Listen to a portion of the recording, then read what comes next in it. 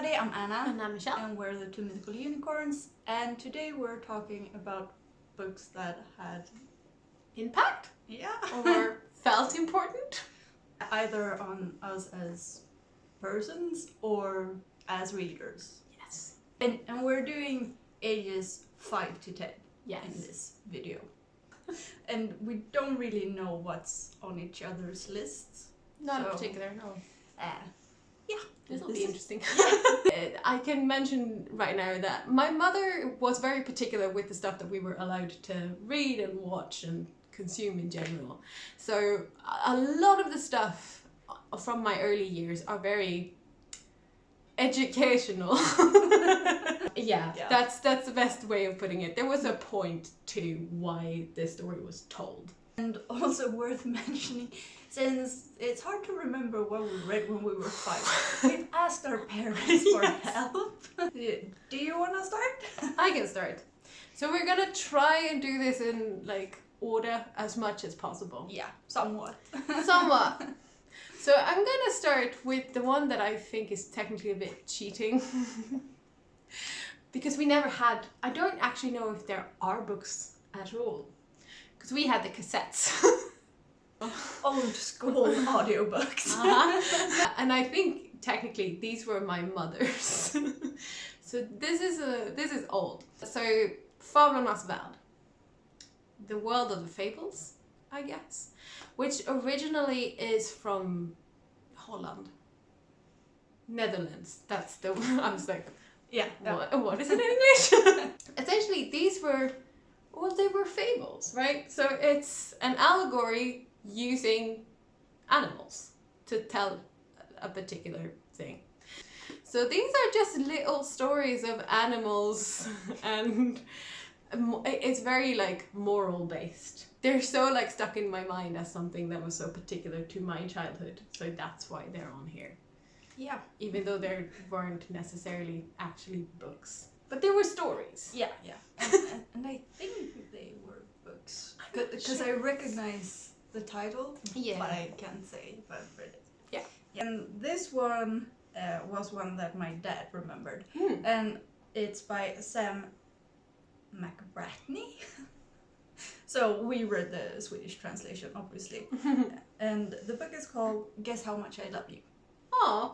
Yeah, and it's about a dad bunny and a baby bunny, and they're trying to explain to each other how much they love each other by measuring things, and it ends up with "I love you to the moon and back." Yeah. Oh, I recognize that.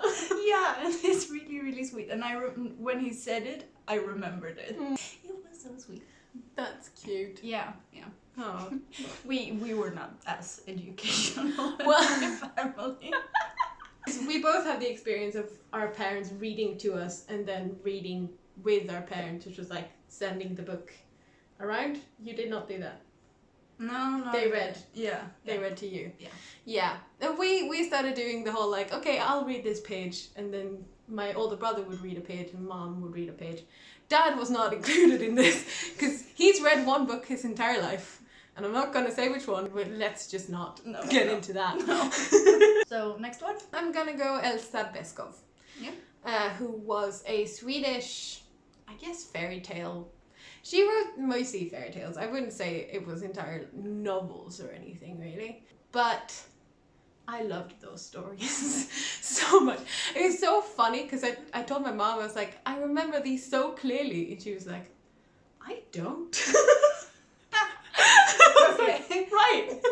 Yeah, in particular I loved Tant Brun, Tant Grön och Tant Gredelin, which is Aunt Brown and Aunt Green and Aunt Purple. Yeah, I guess. I don't think there's any translations of this. I don't know. I'm guessing they're not too English in that matter then. I have Elsa Beskow too.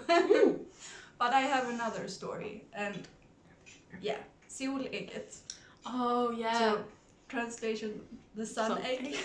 Which is another one of these little fairy tales. It's small creatures living in the woods. Some are animals, some are gnomes, fairies, and they find this big orange egg that they think is the egg of the sun. It's so cute. Yeah. I should probably do Mama Moo. Mother Moo, I guess. This is another one, I don't think this has been translated. This is the one that when I was like, Mom, between the ages of 5 and 10, what did I read? And she said, Mama Moo. Like she was like, that one. This is her favorite one. Yeah. Which is about a cow and her friend who's a crow. Yeah. Essentially, most of the time, it's little stories about things that this cow wants to do, but she can't. So like swimming, or like going on a swing, and things like that. Like very mundane things that just a cow should not be doing, just generally. And the crow is like the conscience going like, you should not be doing this. Yeah, you can't do that. You can't do that. And then she's like, I can. And in one way or another, obviously it ends up her doing the thing that she wants to do. So it's like little stories of like going against the grain and doing what you want to do. Yeah. And things like that. So once again, there's a point, and it's very educational in that matter. Yeah. And then I'll go on to my mother's favorite, which was Måsar och mameluckor. Which sort of translates to seagulls and underwear. Oh yeah, true. And it's about a couple of brothers that are retired and they want to eat, if it's lunch or if it's breakfast, they want to eat outside.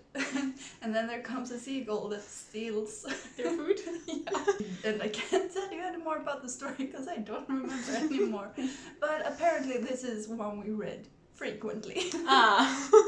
Not very educational. It ends with the brother that puts out the food and prepares it. He puts some out for the seagull as well. They share. Love thy neighbor or something. Cute. Educational. I think I should go a real classic now. Astrid Lindgren. I have this because this is so funny. My mother literally gave this to me a couple of years ago. Oh. Because in my mind, this story in particular is about a little girl whose grandmother breaks her leg, so she can't go to the market and sell caramels. So this little girl has to do it on her own. And she does it beautifully. And this was one of the stories that I told my mother. I was like, I love that story so much, it's so good, and blah blah blah. And Mom was like, I don't remember that. We have such different like experiences with what we read when I was a child. That's just an example, and this was the one that I had. But I read most of her stories, but not all of them in between 5 and 10, because some of them are sadder than others. Yeah, yeah. Mio min Mio, for instance. Yeah. Yeah, so there are a few that, like, obviously I did not read before I was 10, and it was probably later on, but most of the stories that I do remember are the younger stuff, like the cuter things. Oh, Maya's alphabet. This is so cute. It's a little bit water damaged. Sadly. But yeah, it has my name. And I got it from my grandma. And yeah, it's sort of a learn to read book with just beautiful illustrations. Yeah, and little. So for A we have 1 tree, and F is a flower. And yes, so you learn to read and you learn the alphabet, and it's so nice. And I think there are songs as well. Because I remember some melodies when I read some of these. There comes a melody in my head. Oh. And I'm like, okay. So this one. That's cute. And now comes the difficult of like when I've read what. I'm gonna go Hemliga 7, The Secret 7. Which is essentially kids solving mysteries. There are 7 of them, which is why it's Secret 7. These were some of the ones that I picked up at our local car boot sale, I guess is the translation. Yeah. Which is where I got most of my books as a child. I remember loving these, and they were sort of what got me into like the mystery genre. Yeah. I guess, as a child. So that's why. For my next one, I'm gonna go with Mini och den magiska stenen. And Mini och den försvunna ringen. There are two of them. And these are books that you get to read in school. It's another sort of learn to read. They are getting more and more difficult, but they start really easy.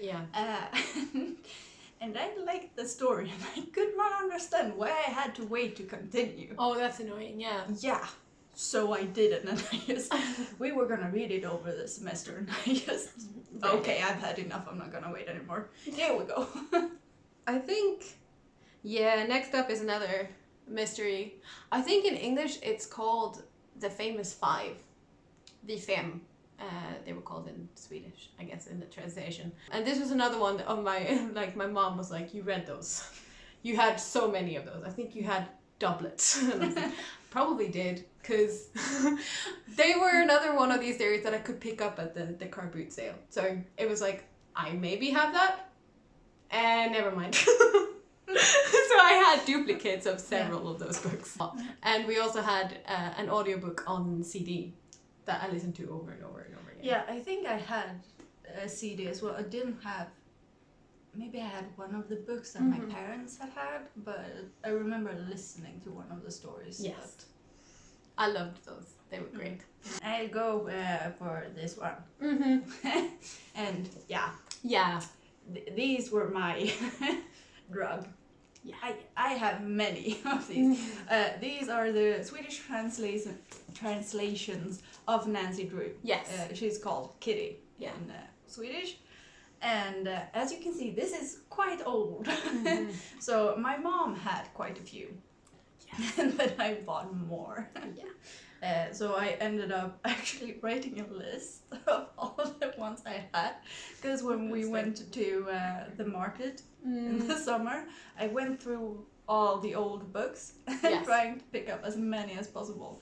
So I have many of these. I have the exact same experience with these, which is why it's on my list too.